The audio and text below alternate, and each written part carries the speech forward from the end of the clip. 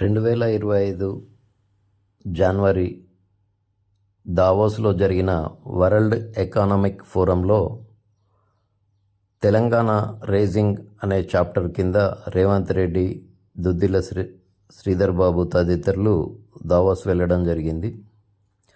అక్కడ దేశ విదేశ పారిశ్రామికవేత్తలతోని జరిగిన అగ్రిమెంట్లలో దాదాపు 178,950 కోట్లు పెట్టుబడి పెట్టడానికి తెలంగాణ ప్రభుత్వం తరపున అగ్రిమెంట్లు చేసుకోవడం జరిగింది.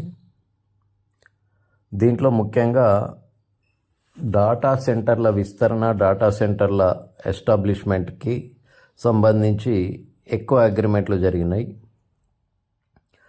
దాంట్లో ప్రధాన పాత్ర Amazon web service, Amazon data సెంటర్ల విస్తరణకి 60,000 కోట్ల రూపాయలను ఇన్వెస్ట్మెంట్ చేయడానికి అగ్రిమెంట్లు చేసుకోవడం జరిగింది. ఇప్పటికీ హైదరాబాద్లో అమెజాన్ డాటా సెంటర్లు నెలకొల్పబడ్డాయి. అవి రన్ అవుతున్నాయి, అవి అందుబాటులో ఉన్నాయి, పని చేస్తున్నాయి.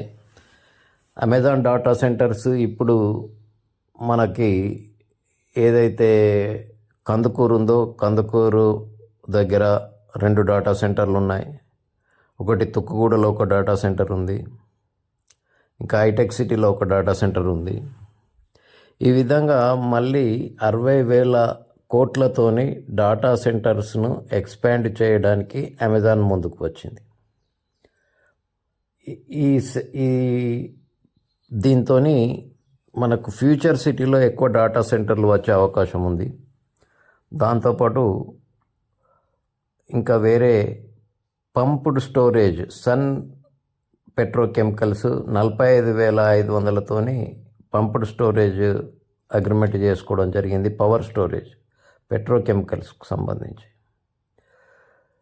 అదేవిధంగా తిల్మాన్ గ్లోబల్ హోల్డింగ్స్ డాటా సెంటర్ను ఎస్టాబ్లిష్ చేయడానికి 15,000 కోట్లతో అగ్రిమెంట్ చేసుకోవడం జరిగింది.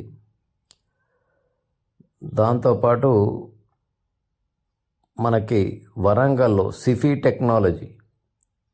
టెక్నాలజీస్ వరంగల్లో 200 మెగావాట్ల డాటా సెంటర్ను 10,000 కోట్లతో ఎస్టాబ్లిష్ చేయడానికి అగ్రిమెంట్ చేసుకోవడం జరిగింది.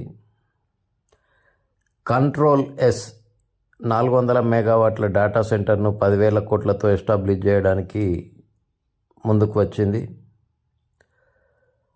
ఆ విధంగా మెగా ఇంజనీరింగ్ 1 గిగావాట్ ఎనర్జీ స్టోరేజ్ను, 2,000 మెగావాట్ల పంప్డ్ స్టోరేజ్ను ఎస్టాబ్లిష్ చేయడానికి ముందుకు వచ్చింది. దీని అగ్రిమెంట్ వచ్చేసి 15,000 కోట్లు. Ramky group dry port, industrial park establish చేయడానికి ముందుకు వచ్చింది 5,000 కోట్లతో. ఈ విధంగా Mitra energies solar cell and module యూనిట్ని విస్తరించడానికి ముందుకు వచ్చింది. అగిలిటీ అనే సంస్థ వ్యవసాయ టెక్నాలజీ హబ్ 400 కోట్లతో ఎస్టాబ్లిష్ చేయడానికి ముందుకు వచ్చింది.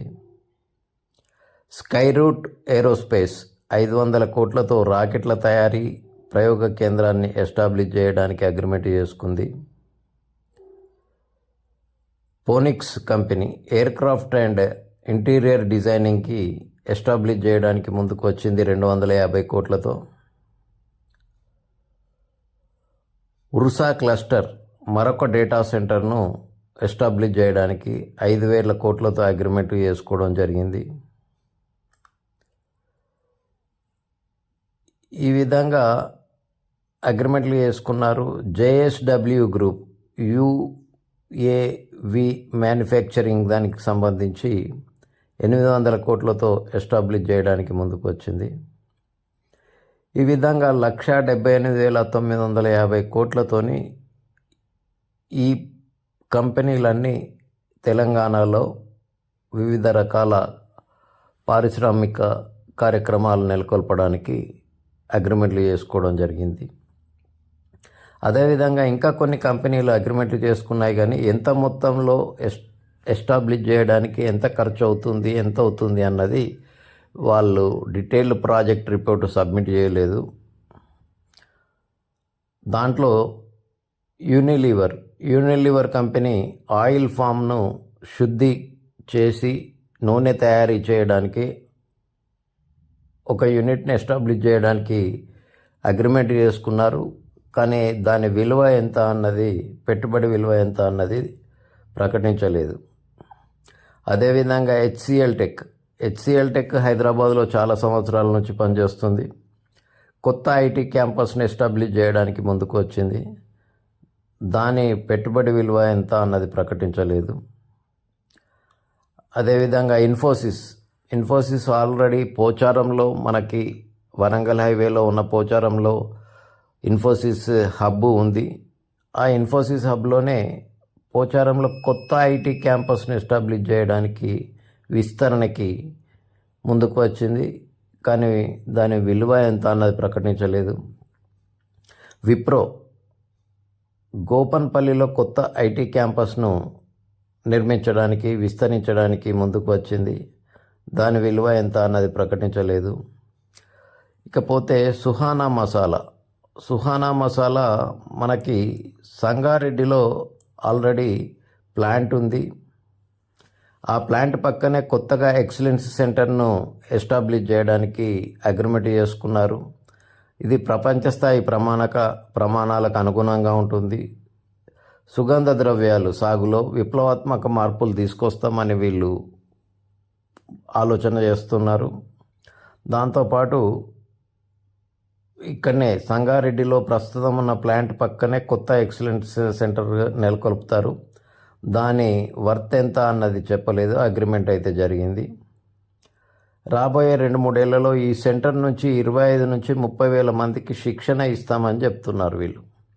పసుపులో ముఖ్యంగా సుగంధ ద్రవ్యాలు, మనకు ఎక్కువ పసుపు దాని గురించి ఉంటుంది. మన తెలంగాణలో పసుపు ఏ విధంగా ఎక్కువ మొత్తంలో ఇంకా సాగు చేయాలి, ఆ సాగు చేస్తున్న పసుపులో ఏ విధంగా దాన్ని ఇంకా ఎక్కువ మొత్తంలో దిగుబడి ఏ విధంగా తీసుకురావాలి, నాణ్యత ఏ విధంగా ఉండాలి, ఇట్లాంటివన్నీ వీళ్ళు శిక్షణ ఇస్తారు రైతులకు.